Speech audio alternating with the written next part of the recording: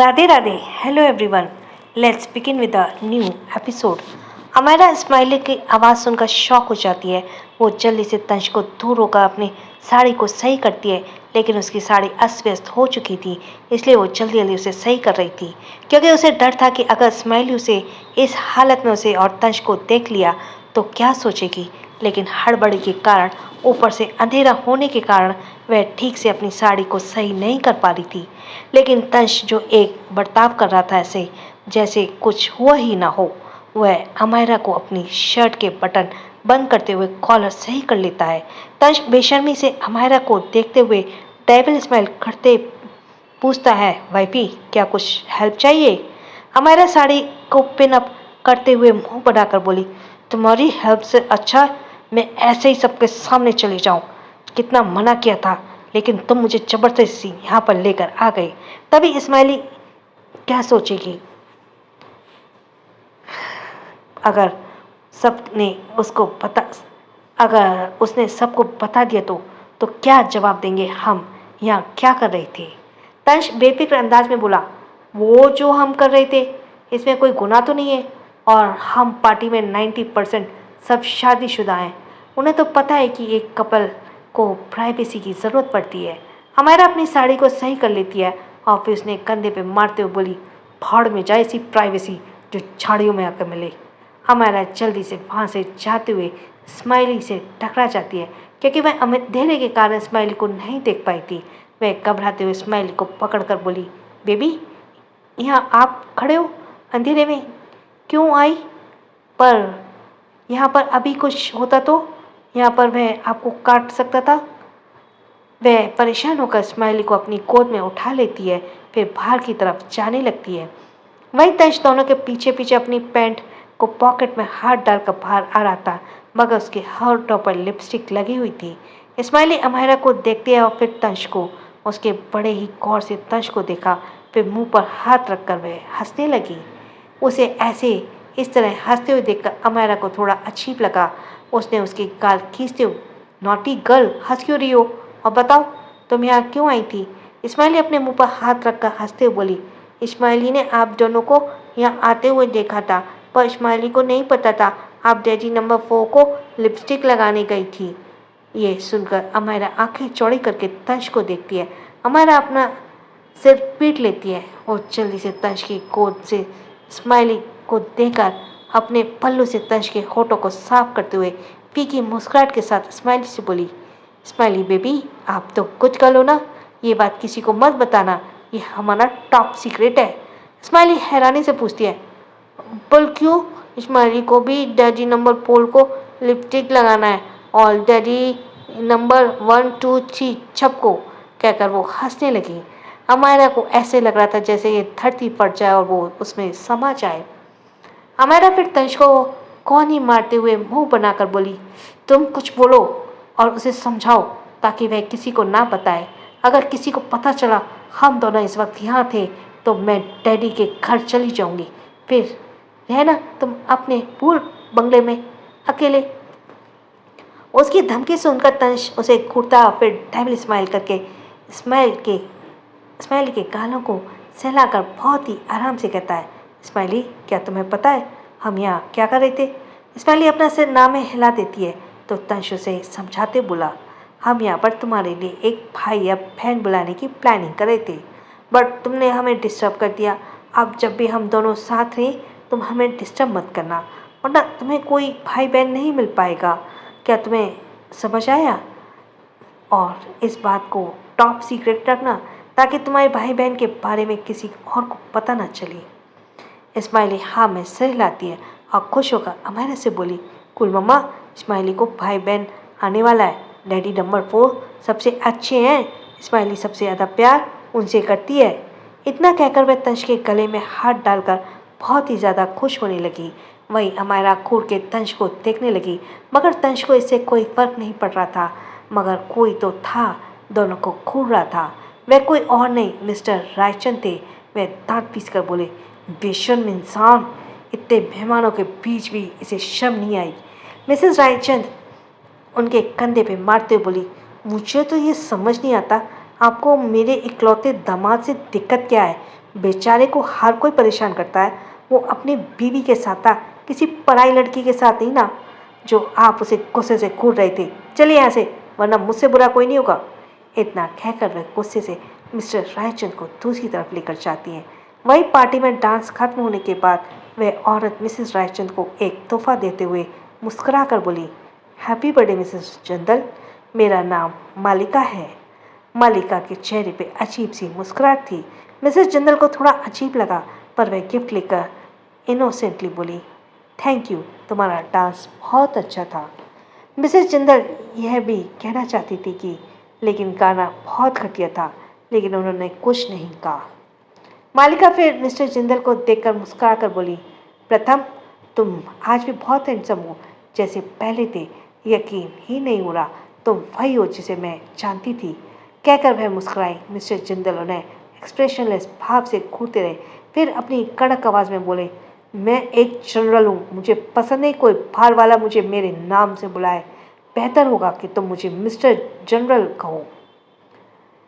इतना कहते ही वो मिसेस जिंदल के साथ अपने आर्मी के दोस्तों को विदा करते हैं।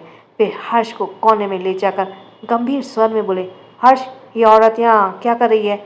इस चालाक औरत को अपनी माँ से दूर रखो, जरूर इसका कोई हिडन मोटिव है। हर्ष मालिका को देखता है, जो काफ़ी अजीब नज़रों से उन दोनों को घूर रही थी। फिर उसने एक ठंडी सांस छोड़ते हुए कहा, आपके 4 बच्चे हैं, मैं सबसे बड़ा हूँ, उसके बावजूद मैं कुंवारा हूँ। किसी की हिम्मत नहीं होती कोई मेरे पीछे आ सके, बट मुझे यकीन नहीं हो रहा इस उम्र में भी लड़कियाँ आपके पीछे हैं, और मैं इन सब में कुछ नहीं कर सकता। आप तंज से बात करिए। मिस्टर जिंदल ठंडी सांस छोड़कर बोले, मैंने उसे एक बार बात की थी, बट वह मेरी हेल्प करेगा या नहीं मुझे अंदाज़ा नहीं, और इस पार्टी में जरूर उसने ही उसे बुलाया होगा मुझे परेशान करने के लिए, क्योंकि उसे अच्छे से पता है कि ये औरत हाथ पैर धोकर मेरे पीछे पड़ी है। कॉलेज टाइम से भी यह मेरे पीछे पड़ी थी, तब बहुत मुश्किल से मैंने इसे पीछे छुड़वाया, इसलिए अब इसकी जिम्मेदारी मैं तुम्हें देता हूँ। उसे ऑर्डर देने के बाद मिस्टर जिंदल गुस्से से वहाँ से चले गए। मिसेस जिंदल बार बार मालिका को देख रही थी, जो मिस्टर जिंदल को देख रही थी। यह देखकर उन्हें बहुत अजीब लग रहा था। मिस्टर जिंदल मिसेस जिंदल के पास आ रहे थे, तभी मालिका बीच में आ गई। मिस्टर जिंदल को देखकर वह मुस्कुराते हुए बोली, प्रथम, आज भी मेरे दिल में सबसे प्रथम स्थान तुम्हारा ही है। तुम्हारी पत्नी तो कितनी भोली है, तुम कैसे उसे पसंद कर सकते हो? मिस्टर जिंदल दांत पीसते हुए बोले, बेहतर होगा दूर रहो मुझसे, और अगर तुमने उसके साथ कुछ भी किया तो मुझसे बुरा कोई नहीं होगा। इतना कहकर वह चले गए तो मालिका उन्हें पीछे से देखते हुए मुस्कुरा कर बोली, मालिका को जो चाहिए मालिका वो पा कर लेती है, वो पा ही लेती है। वह हल्के से मुस्कुराई। पार्टी खत्म हो चुकी थी। अब जिंदल फैमिली और रायचंद फैमिली ही बचे थे। दोनों परिवार विला के हॉल में बातें कर रहे थे। वहीं जय मिनी को ढूंढकर वॉशरूम में आ चुका था। वॉशरूम के अंदर 3-4 लोग मिनी को घेरे खड़े हुए थे। मिनी को थोड़ा थोड़ा नशा हो रहा था, इसलिए वह लड़खड़ा रही थी। वह डरते बोली, प्लीज़ मुझे मुझे जाने दो। उनमें से एक आदमी आगे आते हुए हंसकर बोला, इतनी आसानी से कैसे जाने दें? हम तो यहाँ पर मिसेस जिंदल को पकड़ने आए थे, पर तुम मिल गए। तुम्हारे साथ ही थोड़े मजे कर लेते हैं। इतना कहकर वह हंसने लगते हैं। मिनी अब बहुत ही ज़्यादा डर गई थी। वह रोते हुए वहीं दीवार के पास बैठ गई। नहीं, मुझसे दूर रहो, मुझे हाथ मत लगाओ। इतना कहते हुए उसे वह दिन याद आ रहा था जब विक्रम सर उसे ज़बरदस्ती छूने की कोशिश कर रहे थे। वहीं वह लोग हंसते हुए मिनी के जैसे ही हाथ लगाने के थे, कोई लात मारकर वॉशरूम का डोर ओपन कर देता है। दरवाज़ा टूट चुका था। सभी चौंकते हुए दरवाजे की तरफ देखते हैं, जहाँ पर जय खड़ा था। जय के चेहरे पर कोई भी एक्सप्रेशन नहीं थे, मगर जब उसने मिनी को देखा तो उसकी आंखें गुस्से से लाल हो जाती है। वह मिनी को पास आने लगा तो एक आदमी उसे देखकर चिल्लाते बोला, यह उसी औरत का बेटा, मार दो इसे। जय की आईब्रो ऊपर हो गई, उसका खून खौल रहा था। मिनी को ऐसे देखकर वही वह सभी आदमी साथ में उस पर हमला कर देते हैं, मगर जय एक एक करके सबको मार देता है, क्योंकि फाइटिंग में वह भी बहुत एक्सपर्ट था। मिनी डरते हुए दीवार से लगी रो रही थी। जय जल्दी से जाकर उसे अपने भाव में लेते हुए उसके गाल पर थपथपाते बोला, क्या तुम ठीक हो? मैं यहाँ पर हूँ, अब तुम्हें कोई परेशानी नहीं हो करेगा। उसकी आवाज़ थोड़ी भारी थी मगर गुस्से से भरी थी। मेरी कस के जय के गले लगा लेती है और वह इस वक्त काफ़ी कांप रही थी। उसने रोते हुए कहा, मैंने कहा था मुझे कोई पार्टी में नहीं जाना, मगर आप मेरी बात नहीं सुनते। जय कुछ नहीं बोला, वो अपने गुस्से को शांत कर रहा था। उसने उसकी पीठ को हल्के से सहलाया और उसके माथे पे किस करके आराम से बोला, अब सब ठीक है। इतना कहकर वो उसे गोद में उठा लेता है और वॉशरूम से बाहर ले जाता है। वही हॉल में सब लोग बातें कर रहे थे मगर आलिया बहुत बेचैन लग रही थी। उसने एक प्लान बनाते हुए अपने मन में कहा, कैसा रहेगा मैं अभी पेट दर्द का नाटक करूं और फिर सब मुझे हॉस्पिटल लेकर जाएंगे। वहां पर मैं डॉक्टर को कैसे भी करके झूठ बुलवा दूंगी कि मैं प्रेग्नेंट हूँ। फिर जब सब कोई मुझसे सवाल करेगा तो मैं सबको कहानी सुना दूंगी कि एक दिन नशे में जय ने मेरे साथ वह सब किया जिस कारण मैं प्रेग्नेंट हो गई।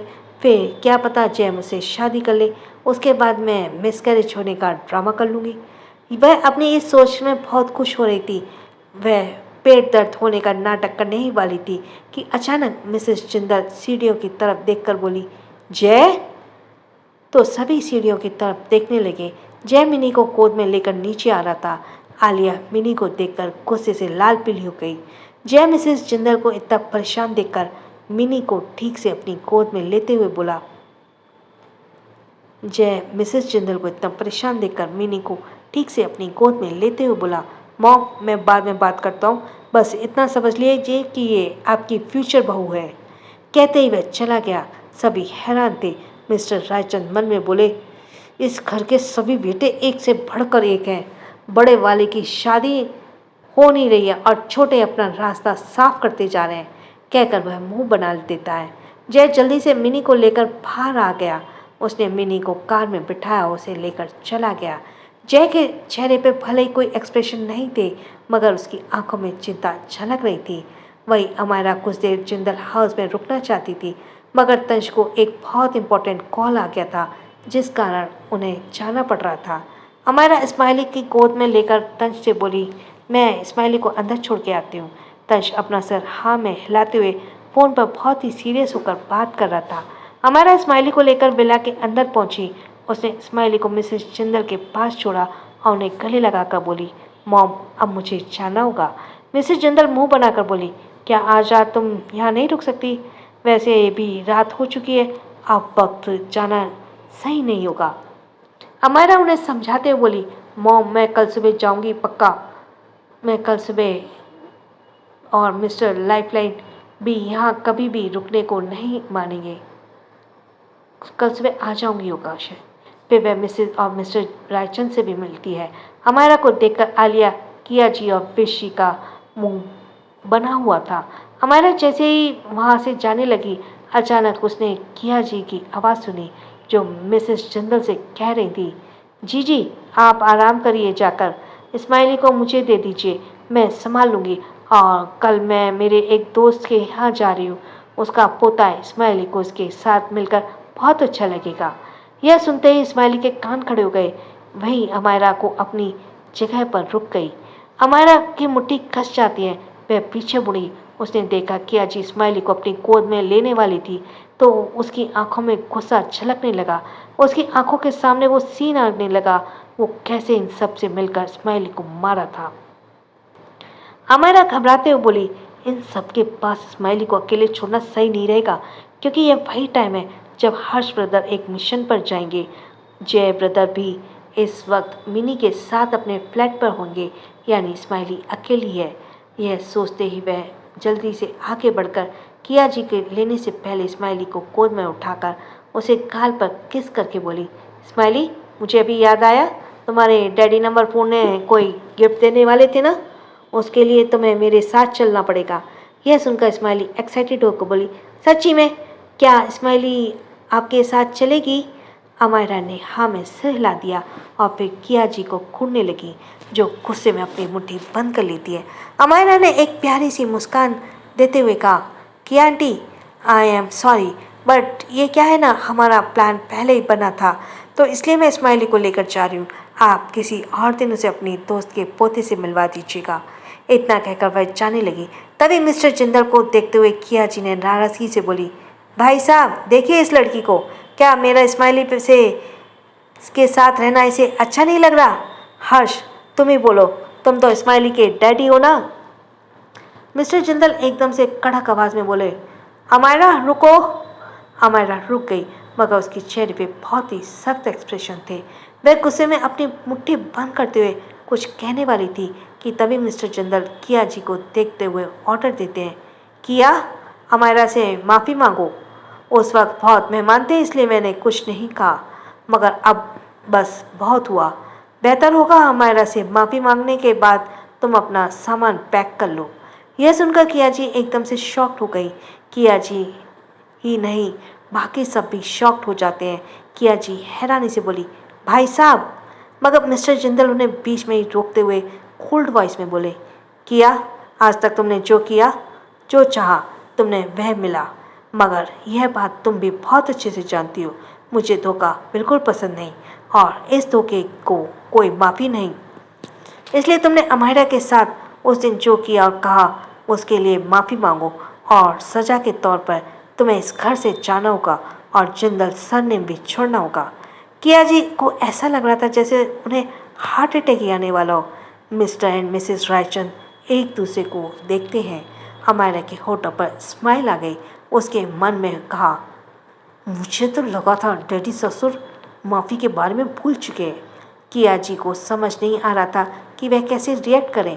उन्हें मिस्टर जिंदल की बातों पर विश्वास नहीं हो रहा था, इसलिए वे हकलाते हुए पूछती हैं, भाई साहब आप ही बोल रहे हैं मैं इसे घर का सरनेम क्यों छोड़ूंगी? आखिर मैंने क्या कर दिया और मैं अमायरा से माफ़ी क्यों मांगूं? मैं उससे बड़ी हूँ। मिस्टर जिंदल अपनी जगह पर खड़े हो गए और गुस्से से बोले, शायद तुम भूल चुके हो, तुम्हें अमायरा से बहुत पहले ही माफ़ी मांग लेनी चाहिए थी, वह भी घुटनों के बल बैठकर। पर तुमने कंपनी के साथ जो किया है उसकी कोई माफ़ी नहीं है। अमायरा मुस्कुरा रही थी, पर उसको छोड़कर हर कोई हैरान था, पर हर्ष के चेहरे पे कोई एक्सप्रेशन नहीं थे। वह किया जी के चेहरे का रंग पीला पड़ चुका था, पर अचानक ही वह अमायरा को घूरते हुए गुस्से से बोली, चैन मिल गया तुम्हें? यहाँ तो तुम चाहती थी ना कि मैं इस घर से चली जाऊँ। शुरू से तुम मेरा बहुत बुरा चाहती थी। जब मैं तुम्हारी शादी तन से हुई है तब से मेरा जीना हराम कर रखा है। अमायरा उसका इल्ज़ाम को सुनकर आंखें छोटी कर लेती है। वहीं दूसरी तरफ तर्श इस वक्त बहुत ही सीरियस होकर अपने फ़ोन पर किसी से बात कर रहा था। वह बात करते हुए मेन गेट से बाहर आ रहा था। वो सड़क के किनारे खड़ा था। वहाँ पर एक कार खड़ी थी। तंश कुछ देर तक उस इंसान से बात करता है और फिर उस इंसान के जाने के बाद तंश अपने सिर पर 2 उंगलियां को रखकर मसलने लगा। वह थोड़ा परेशान नजर आ रहा था, जैसे कुछ बहुत बड़ी बात हो। तंश की आंखें बंद थी। अचानक एक परछाई उसके पीछे खड़ी हो गई। यह रात का समय था, इसलिए सड़क पर ज़्यादा गाड़ियाँ नहीं चल रही थी, केवल ट्रक चल रहे थे। तभी एक ट्रक वहाँ से गुजरने वाला था। तभी अचानक ही वह परछाई तंश को सड़क की तरफ धक्का दे देती है, मगर उससे पहले ही तंश जल्दी से रिएक्ट करता है और साइड हट जाता है, मगर उसके कंधे पर हल्की सी चोट आ गई थी। वह खुद को संभालते हुए पलटकर गुस्से से उस परछाई को देखता है और दांत पीसकर बोलता है, लगता है कातिल बनाने का इरादा है तुम्हारा। लगता है कातिल बनने का इरादा है तुम्हारा। यश हंसकर बोला, तुमने मेरे भाई को मारा है, इसलिए तुम्हें भी मरना होगा और अमायरा की चिंता मत करना, उसे मैं संभाल लूँगा। उसने जैसे ही अमायरा का नाम लिया, तंश का खून खौलने लगा। वह गुस्से से पंच मार देता है।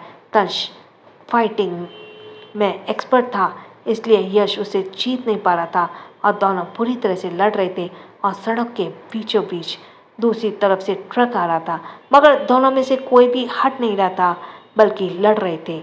ये देखकर गार्ड घबरा गए। एक गार्ड जल्दी से भागते हुए विला के अंदर आया।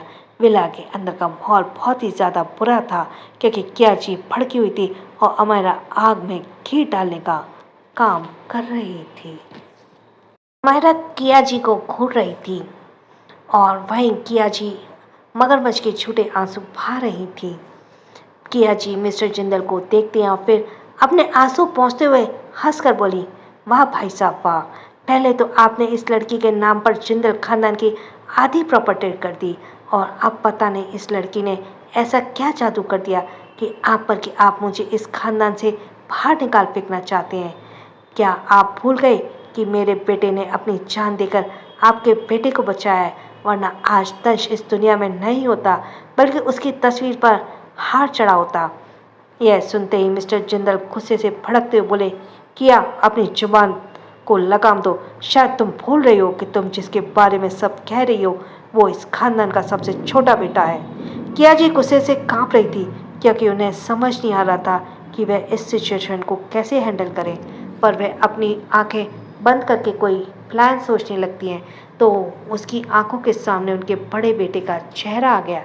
किया जी अब अपनी आंखें खोलती हैं और उनके होठों पर एक छिपी हुई डेविल स्माइल थी।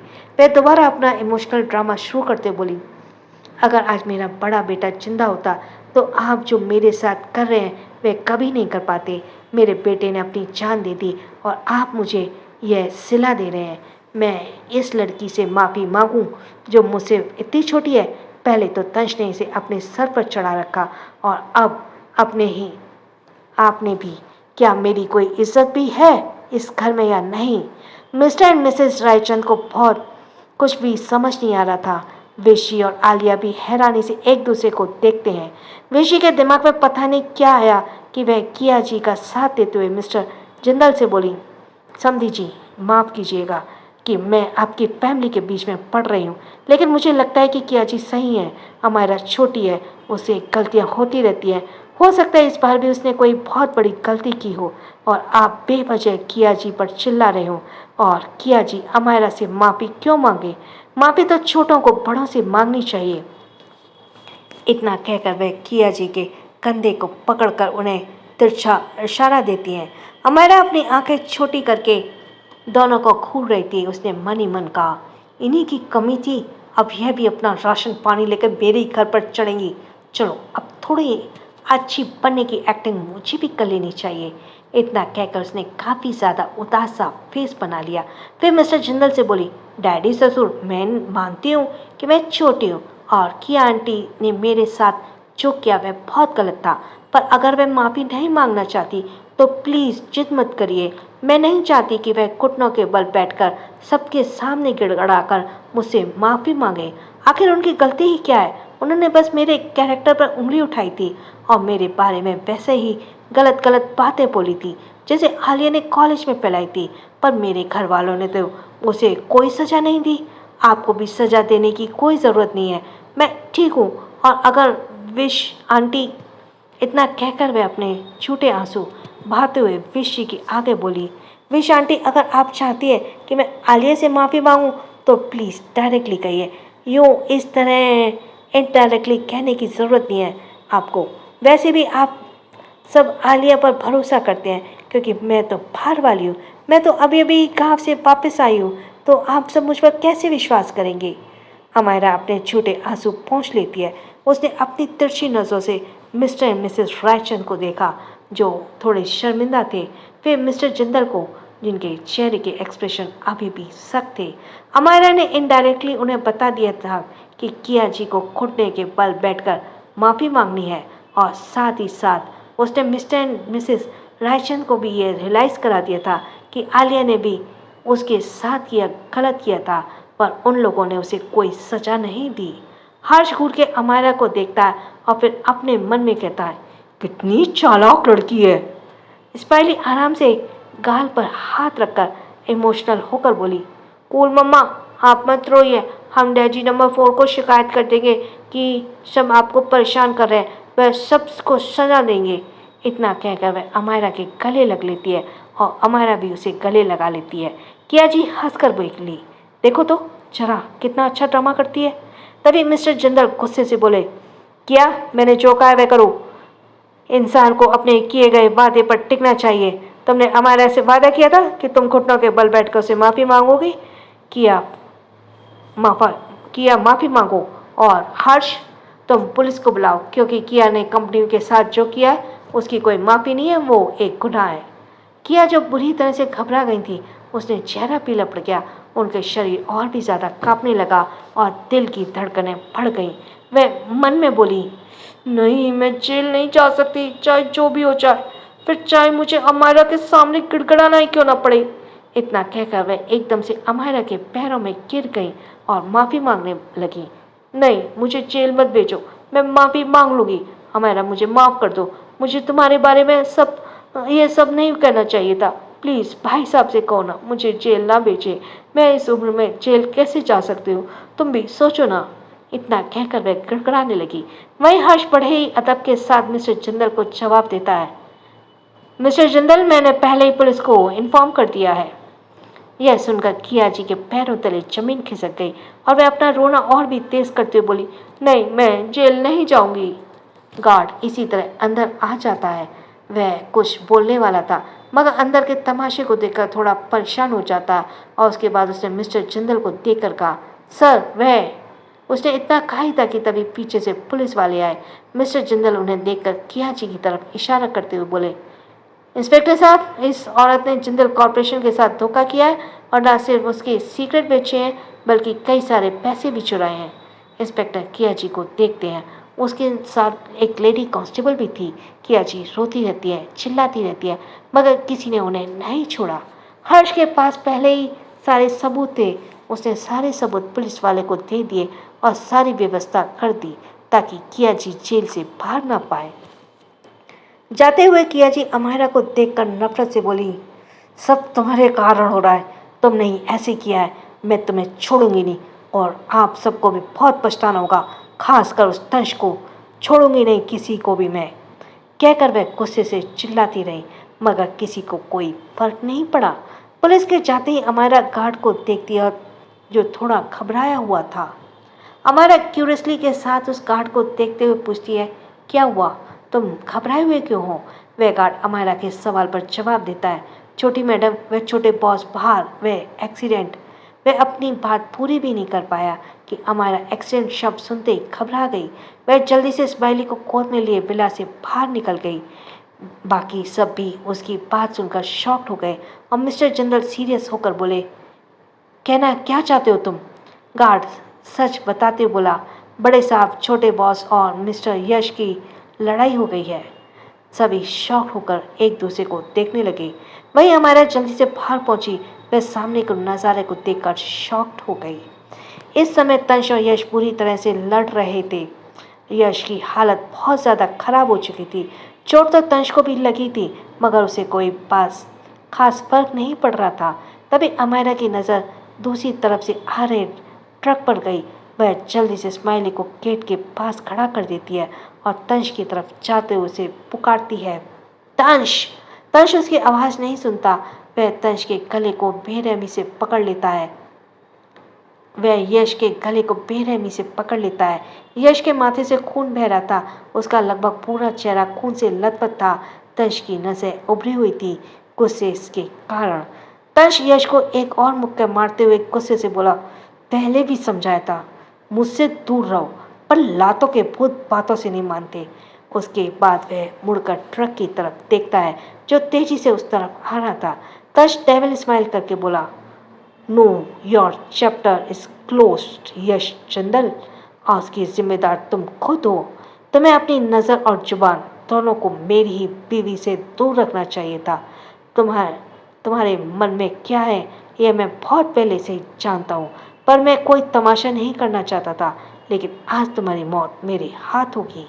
इतना कहकर वह यश को जबरदस्ती पकड़कर रोड के बीचों बीच खड़ा कर देता है। यश बहुत घबराया हुआ था।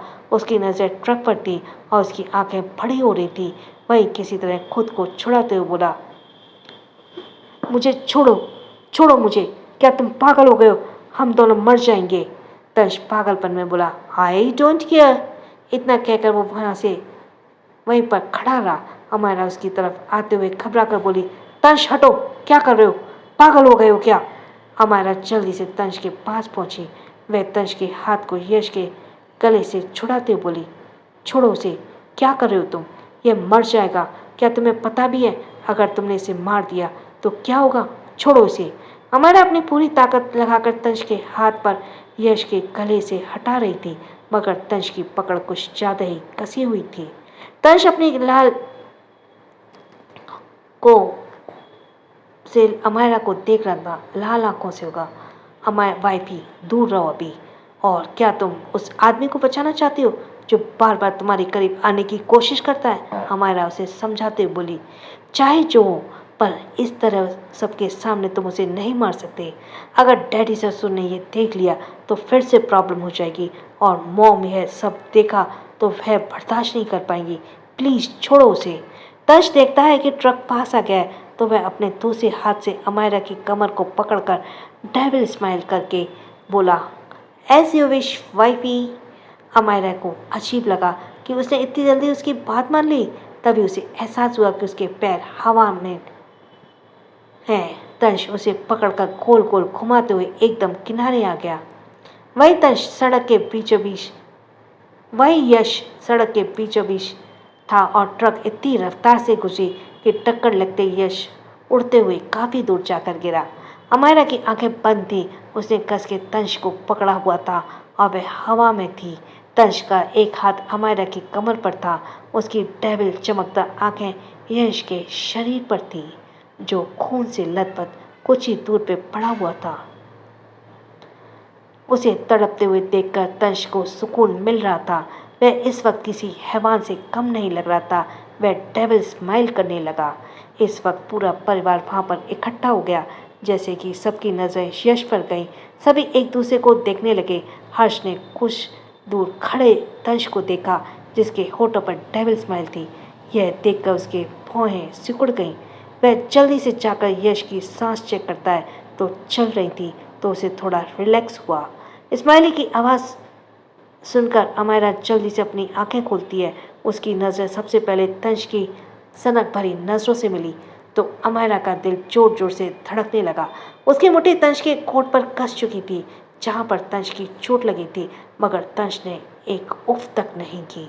तंश ने अमायरा की कमर को अपनी पकड़ कस दी और फिर अमायरा को शांत करने के लिए वह उसके सिर पर हाथ फेरने लगता है, मगर अमायरा को डर था कि कहीं मिस्टर जिंदल अपने गुस्से में आकर तंश के साथ फिर से कुछ ना कर दे।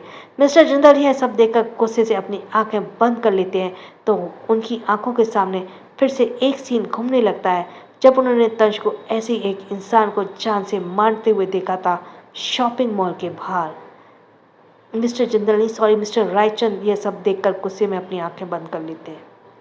वह एकदम से तंश के पास गए। उन्होंने तंश को थप्पड़ मारने के लिए अपना हाथ उठाया था कि अमायरा एकदम से उनके हाथ को पकड़कर शॉक होकर पूछती है, डैडी आप ये क्या कर रहे हैं? मिस्टर जिंदल हड़बड़ाते हुए बोले, अमायरा मेरे साथ घर चलो, यह लड़का तुम्हारे लिए बिल्कुल भी सही नहीं है। इसने उस दिन भी एक आदमी को बेरहमी से मार दिया, पर आज भी उसने ही घर वालों को मार रहा है। अब मुझे शक है कि कहीं ये तुम्हें भी जान से मार ना दे। मैं कोई रिस्क नहीं लेना चाहता, मेरे साथ चलो। अब तुम्हें इसके साथ शादी निभाने की कोई ज़रूरत नहीं है। वह अमायरा के हाथ को पकड़कर जबरदस्ती ले जाने लगते हैं तो तंश अमायरा के दूसरे हाथ को पकड़ लेता है। उसने गुस्से से मिस्टर रायचंद से कहा, आप इसे कहीं नहीं लेकर जा सकते, ये सिर्फ मेरी है। तंश के गुस्से से भरी लाल आंखों को देखकर एक पल के लिए मिस्टर रायचंद भी सहम गए, मगर फिर उन्होंने मिस्टर जिंदल को देखते हुए गुस्से से पूछा, मिस्टर जिंदल आपने शादी से पहले मुझे ये नहीं बताया था कि आपका बेटा खूनी भी है? अमायरा इरिटेट होकर बोली, डैडी आप उसके बारे में ऐसा नहीं बोल सकते। आपने बस इतना देखा कि यश खून से लथपथ पड़ा हुआ है, पर इसका मतलब यह नहीं कि मिस्टर लाइफलाइन ने मज़े के लिए उसे मार दिया। इस बार मिसेस रायचंद भी डरी हुई थी।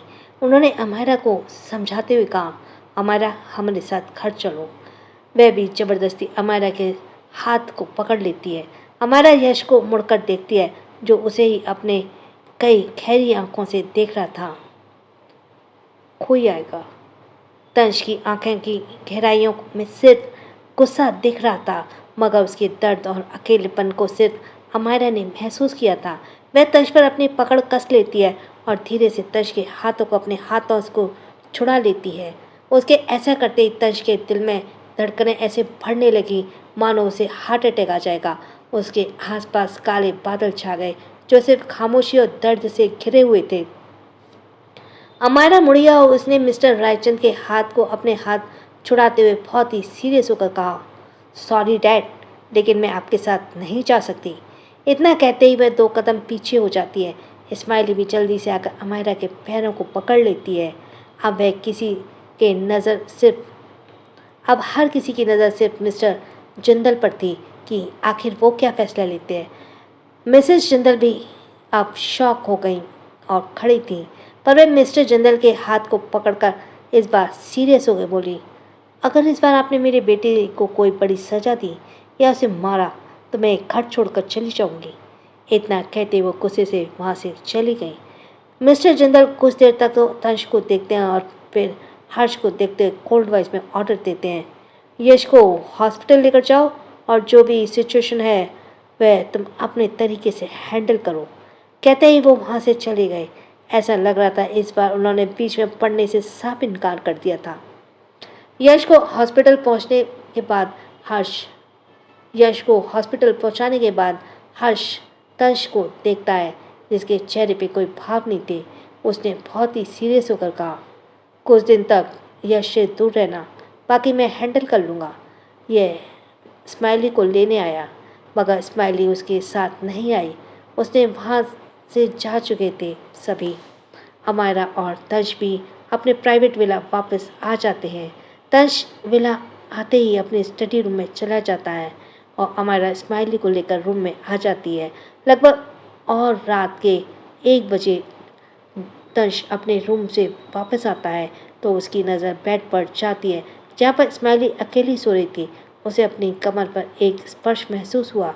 अमायरा तंश को पीछे से गले लगाकर उसे उसके पकड़ लेती है। दोनों की आंखें बंद थीं, केवल धड़कनों की आवाज़ें सुनी आ रही थी। दोनों में से काफ़ी देर तक कोई कुछ नहीं कहता। अंत में अमायरा अपनी आंखें खोलती है और तंश के सामने जाकर उसके सीने पर अपना सिर सटा लेती है। दोबारा ऐसा मत करना, अगर तुम्हें कुछ हो जाता तो। वह नाराज़गी से उसे देख रही थी, मगर उसकी आंखों में एक डर दिख रहा था। तंश उसके बालों को पकड़कर उसके माथे पर किस कर देता है। अमायरा की आंखें अपने आप बंद हो जाती हैं। फिर तंश अपने दोनों हाथों को किस करके बोला, तंश फिर उसके दोनों आंखों पर किस करके बोला, तो तुम क्या चाहती हो? कोई मेरे सामने ही मेरी बीवी को अपना बनाने की बात करे और मैं चुप खड़ा रहूं? ऐसा कभी नहीं हो सकता। अगर तुम बीच में ना आई होती तो मैं उसे कब का जान से मार देता। उसे इतना एग्रेसिव होते देखकर अमायरा गहरी सांस लेती है और फिर उसके शर्ट को उतार देती है। उसने तंश को बेड पर लेटाया और उसके पास लेटकर उसके सर पर अपने सीने रखते हुए उसके बालों को सहलाने लगी। फिर तंश के माथे पर किस करते बहुत ही प्यार से बोली, अब सो जाओ। मुझे पता है कई दिनों से तुम बस सोने का ड्रामा कर रहे थे और रात भर सोते नहीं। अगर ऐसा रहा तो तुम मुझसे पहले बुढ़े हो जाओगे, फिर मैं कोई दूसरा ढूंढ लूँगी, देख लेना। उसकी बात सुनकर तंश गुस्से से उसकी गर्दन पर काट लेता और उसे वार्निंग देते बोला, बुढ़ा कर दिखाओ, फिर बताता हूँ मैं तुम्हें। बच्चों की लाइन खड़ी कर दूंगा, फिर देखता हूँ कौन तुम्हारे पास आता है। अमायरा हैरानी से उसके गालों पर मारते हुए बोली, तुम्हारी गाड़ी हर बार बच्चों पर ही क्यों टिक जाती है? तंश उसके पेट पर किस करके सनक भरी आवाज़ में बोला, अगर तुम प्रेग्नेंट हो गई तो कोई हमारे पीछे नहीं आएगा। तंश उसे ज़बरदस्ती किस करने लगा। ऐसे ही पूरी रात बीत गई। उसने रात भर अमायरा को परेशान किया कि सुबह अमायरा उठ ही नहीं पा रही थी। अगली सुबह तंश डाइनिंग टेबल पर एक्सप्रेशनलेस भाव से अमायरा को घूर रहा था, पर उसकी आंखों में नाराज़गी थी। अमायरा स्माइली को अपने हाथ से खाना खिला रही थी। फिर उसने मुस्कुराते हुए तंश को देखा और उसे भी खिलाना अपने हाथों से खिलाया। अमायरा हंसते हुए पूछती है, अब तुम्हें क्या हुआ? तंश नाराज़गी से बोला, तुम जा रही हो? अमायरा अपना सिर नामे हिला देती है। फिर उसके गाल पर एक बेबी किस करके बोली, क्यों बच्चे जैसे जिद कर रहे हो? मैं 2 दिन में वापस आ जाऊंगी। तब तक तुम स्माइली का ध्यान रखना और अपना भी ठीक से खाना खाना और सोना। इन 2 दिनों के लिए स्माइली तुम्हारे साथ जासूसी करेगी और मुझे अपडेट देगी, इसलिए नो चालाकी। तंश मुंह बनाकर बोला, मैं नहीं रखूँगा खुद का ध्यान और ना कुछ खाऊंगा। अमायरा उसे घूरती है। फिर दोनों को ब्रेकफास्ट कराने के बाद वह स्माइली को तंश दोनों के ही माथे पर किस कर लेती है। फिर तंज को गले लगाकर बोली, नाराज़ हो? अगर यह ज़रूरी ना होता तो मैं नहीं चाहती। मैं इस सिचुएशन को हैंडल करके बस 2 दिन में वापस आ जाऊंगी। तंज एकदम से उसे गले लगा लेता है। वह उसे जाने नहीं देना चाहता था, मगर उसे रोक भी नहीं सकता था। कुछ देर बाद अमायरा चली जाती है। वह भी थोड़ी उदास थी, पर वह जरूर था, क्योंकि मिस्टर मल्होत्रा उसके खिलाफ साजिश रच रहे थे और कल सारे माफिया वर्ल्ड के लोग भी। तंज अमायरा के बिना थोड़ा उदास था, मगर उसने खुद को पूरी तरह से काम में लगा लिया था। वह सिर्फ टीचर बनकर रहता था और पूरे दिन काम में करता था। उसके साथ स्माइली भी रहती थी, जो ऑफिस जाती थी। 2 दिन कब निकल गए पता ही नहीं चला। आज तंज खुश था, क्योंकि अमायरा वापस आ रही थी। उसने अमायरा के लिए एक सरप्राइज प्लान किया था, ताकि वह अपनी फीलिंग्स को अपने शब्दों से बता सके। उसके लिए उसने जय, मिनी और विश्वास को हेल्प ली थी। उसने एक आइलैंड पर पूरी तैयारी की थी और आइलैंड के एक हिस्से पर खड़े होकर अमायरा का इंतज़ार कर रहा था। कुछ देर बाद उसे आसमान में एक चॉपर नज़र आया, जिसे देखकर उसके होठों पर मुस्कुराहट आ गई। ऐसी मुस्कुराहट काफ़ी वक्त पर उसके होठों पर आई थी। वह चॉपर जैसे ही तंज के करीब पहुंचा, अचानक ही ब्लास्ट हो गया। यह देखकर तंज अपनी जगह पर जम गया, जैसे रिएक्ट करना ही भूल गया हो। उसका चेहरा सफ़ेद पड़ गया। So thanks for listening. छोटों को प्यार, बड़ों को सम्मान। राधे राधे।